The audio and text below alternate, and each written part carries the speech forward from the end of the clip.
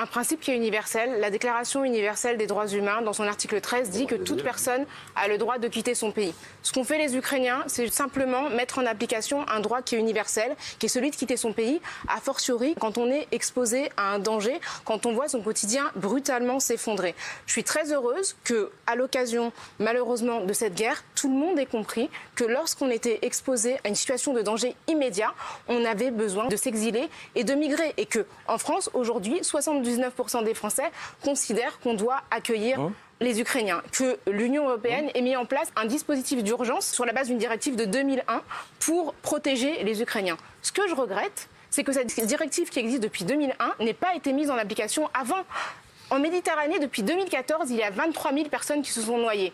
On est dans un continent qui est un cimetière, dont la mer est un cimetière, qui n'a pas estimé nécessaire de mettre en application un dispositif pour protéger d'autres personnes.